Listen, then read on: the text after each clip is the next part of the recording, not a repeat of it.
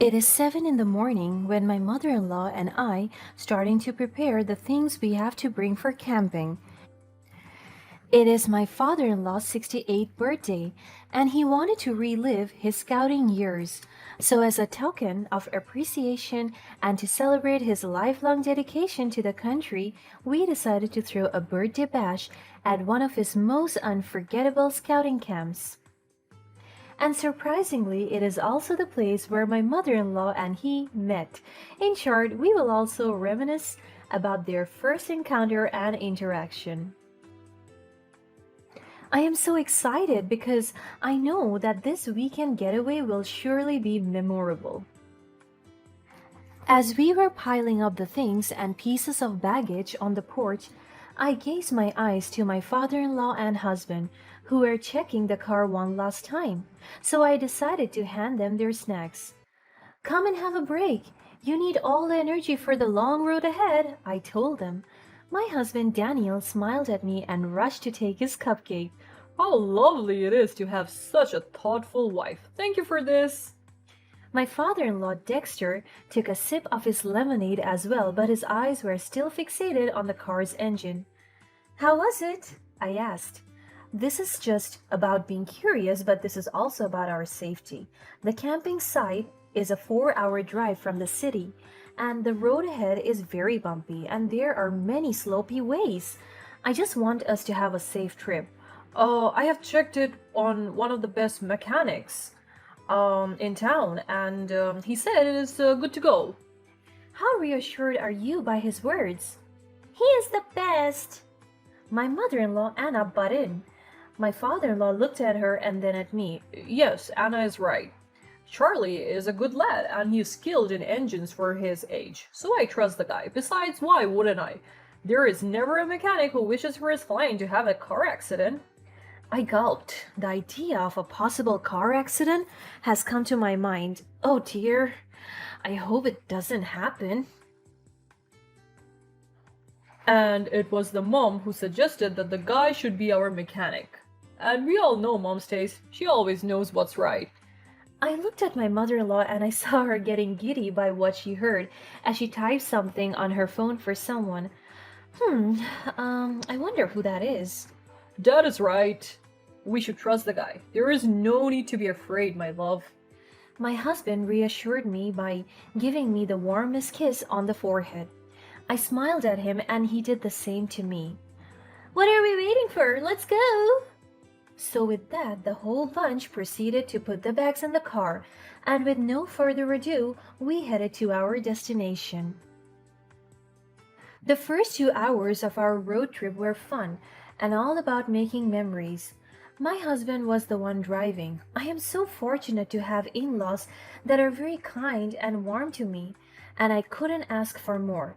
Throughout the trip, I kept on noticing that my mother in law was so busy with her phone, and she kept on giggling. And as soon as we reached the boundary town from our place to our destination, I couldn't help but notice her being uneasy. She kept on circling her head, looking from left to right as if any time something would happen. This one is an epic road trip, one for the books. As we continue to sing along and have fun, I never thought our family trip would at any time take such a dark turn. Or am I speaking too soon? We stopped by a gas station to refuel and get some snacks, while my mother in law was using the restroom. It's been 15 minutes, and she was still inside, so I decided to check on her. But as I was about to knock on the restroom door, I heard her talking to someone on the phone. Yes, yes, I will. I'm sure that I am safe at the back. Don't worry. Everything is going smoothly as we planned. I raised an eyebrow as I heard her say those words. What does she mean? Yes, yes, it's all falling into place. The accident will happen as planned. We need to ensure everything appears like a random event. My eyes widened in shock, my heart pounding in my chest. Once the chaos ensues, we'll make our escape. Hawaii will be the perfect destination to start a new life together. Oh God, I can't wait enough to leave this wretched life. I hate my husband so much and his nonsense behavior. I also hate my daughter-in-law. Her smile and fake kindness irritate me, and she is influencing my son into her pretentious behavior. I don't care about them anymore. I just want to be with you, babe. My grip tightens on my phone as I tried my best to record everything audibly. I could feel my breath catching in my throat. Remember, make it look like a regular car accident, no suspicions. We can't afford to make any mistakes. My mind raced, connecting the dots, realizing the extent of the betrayal. She wants us to be involved in a car accident? She's a monster, and she is having an affair? Your company car will be the ticket to freedom. No one will suspect a thing. Just ensure it's prepared and ready for our getaway. My anger intensified and my grip turned into a clenched fist. Oh, my son and his wife will never suspect a thing. They're too caught up in their own lives to notice the truth. And on top of that, they're stupid to know. As soon as I heard her getting ready to get out, I moved a few meters away so that she wouldn't suspect a thing. I composed myself as I took a deep breath. She got out of the cubicle and saw me a few meters away from her. Did you wait here for a long time? She asked nervously. No, I just wanted to check with you. It's been 30 minutes. Let's go. She nodded. As I turned away, my mind raced with thoughts of how to unravel the web of deceit and protect my family from Anna's treachery. I tried to tell my husband and father-in-law to wear their seatbelts properly and to watch out for some dangers while driving, but my mother-in-law kept on butting in. Why is she so cruel? I couldn't help it anymore. I want to tell them the truth before anything happened. A loud impact crashed on us. I could feel the car rolling and my husband shouting for our names. My vision became blurry and I could hear my father-in-law's screams. And just before anything else could happen, I lost consciousness. When I finally regained consciousness, my head was throbbing and my body aching. The chaos of the aftermath surrounded me. Loud sirens from both the police and ambulance were all around. An unknown voice kept on asking me if I could hear them, and as soon as I opened my eyes, I saw a blurry vision of strangers looking down at me, and one of them was checking my eyes and pulse. She's breathing! Stretcher, please! 4 nurses came to rescue me and carried me to the stretcher. My mind was still in shock, but I remembered my husband and father-in-law. I looked around to search for them and saw their bodies lying on the ground and nurses tending them. Panic surged through my veins as I realized everything that happened, a car accident or just by my mother-in-law. I tried to look for her as the nurses were carrying me, but she was nowhere to be found. She had vanished, leaving behind a trail of questions and shattered trust. The next thing I remembered was that I was rushed to the emergency room. Nurses came to attend to me and checked on me, and after that, I lost my consciousness again. I opened my eyes once again and I found myself lying on the hospital bed. I looked beside me and I saw my husband sleeping, bandages and stitches all over his arms and legs, while on the other side of my bed was my father-in-law. My eyes were filled with shock as I saw his head bandaged and his left leg bandaged and hanged. I couldn't help but cry as I saw them both suffering. I remembered the 2 of them sitting in front. This explains the impact of their injuries. I looked at my body and minimal signs of injuries were found, but my head was throbbing with pain and I saw a big bag of blood injected to me through an IV. I couldn't help but be angry at my mother-in-law. I swear, as soon as I recover, I will seek revenge. The door opened and the doctor talked to me about our conditions. I was lucky that I was able to survive the crash with minimal injuries, but my body was very much in shock due to the heavy impact, and that's why I have to rest. While my husband and father-in-law suffered the same fate, both of them were severely injured and must be kept in the hospital for complete recovery. I couldn't help but to cry and feel the sadness, betrayal, and anger all at once. And before he left, he told me another thing. Someone wants to talk with you, a witness of the accident. My heart pounded like crazy as he called on the witness. A woman in her mid-30s came to me. I will leave you two then. I will be right back. The witness faced me with utmost concern, and before she could retell the accident, she first asked about my condition and my family members and then proceeded to tell me the story. Her voice was trembling with shock as she recounted the unthinkable. She told me that the event was abrupt and everything happened so fast. My mother-in-law had run away with the man who had caused the accident. I covered my mouth out of shock. I knew she planned everything, but I didn't know that the guy she was talking to was the one who drove the car.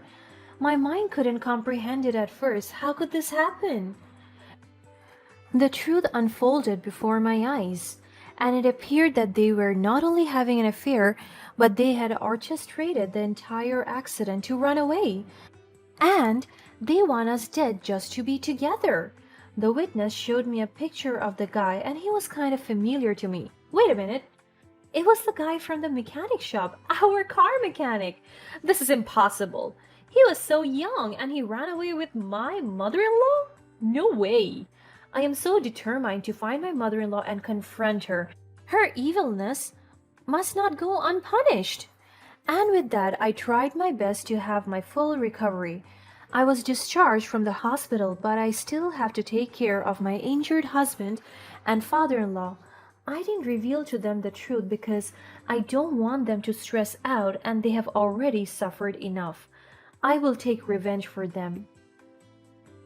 So I embarked on an emotional roller coaster. Clues and rumors led me to a different city where they were rumored to have fled.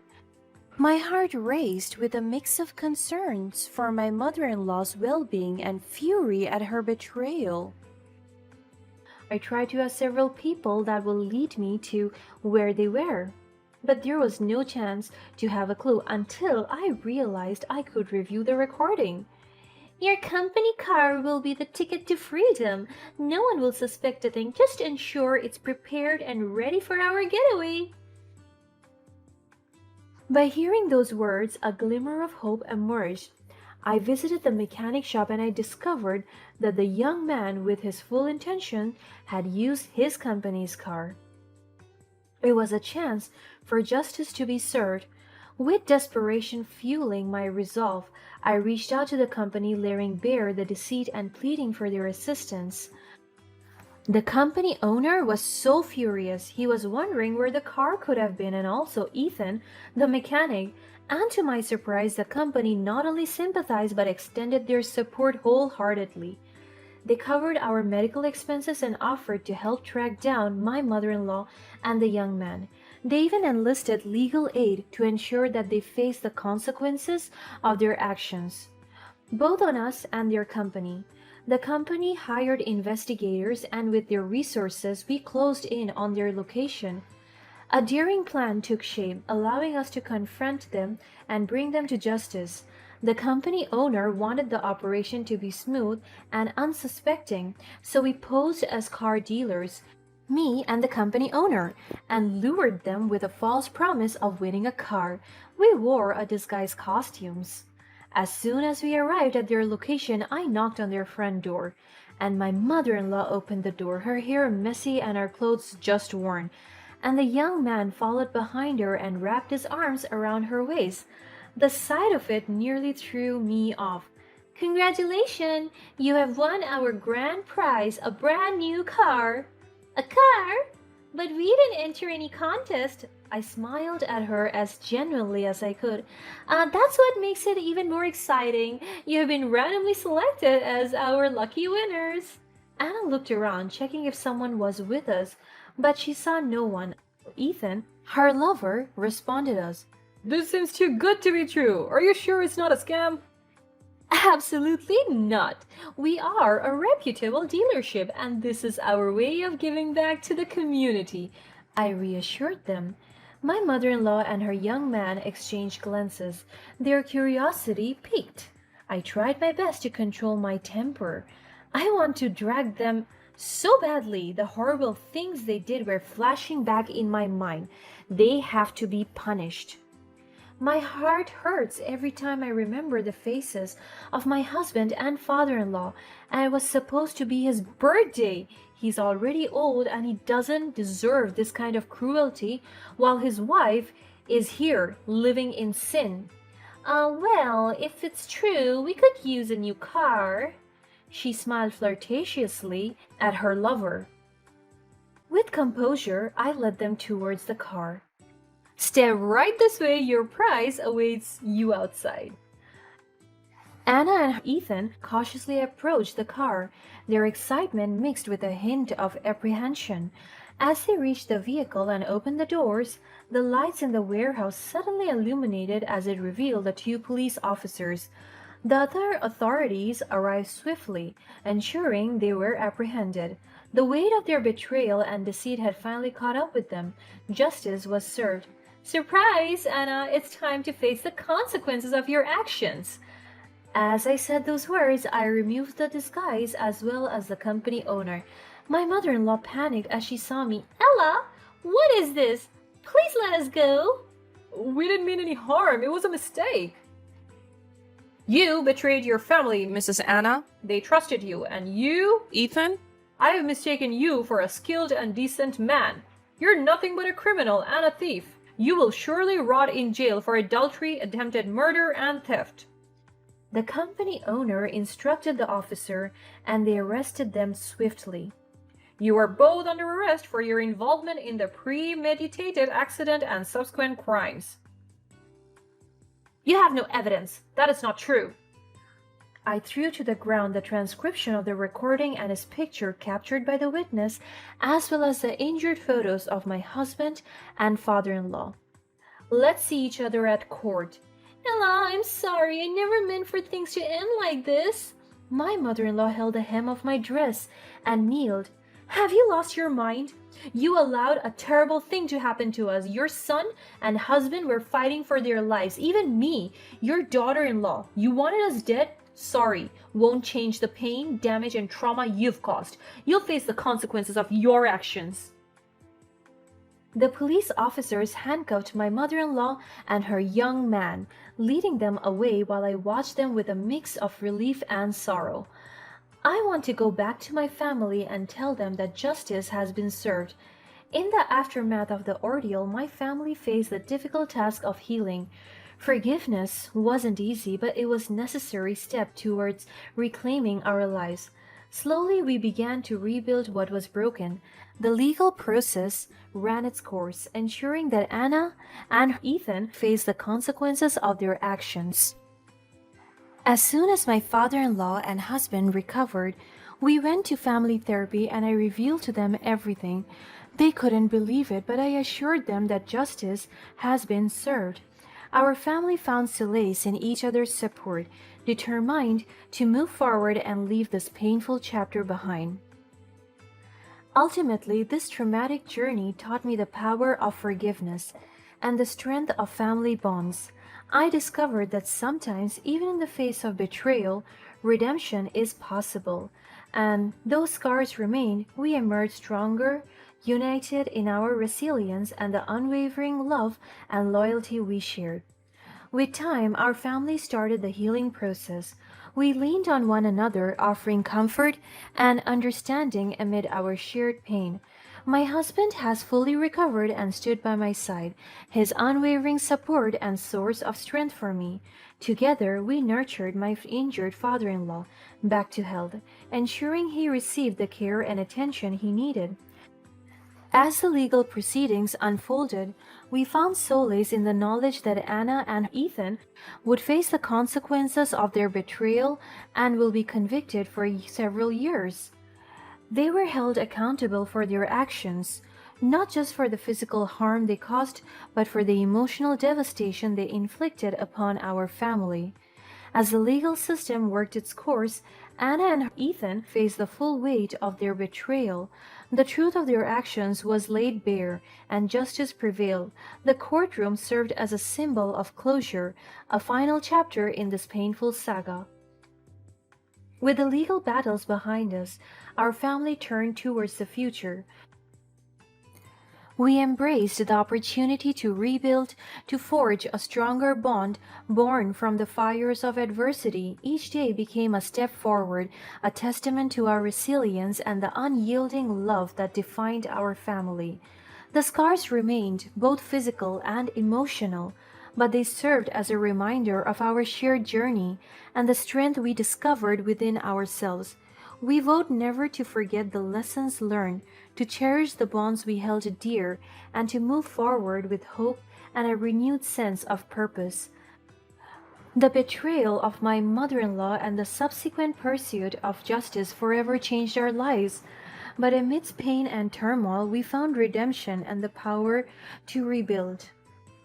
Our family emerged from the darkness stronger than ever, ready to face the future with open hearts and unwavering determination.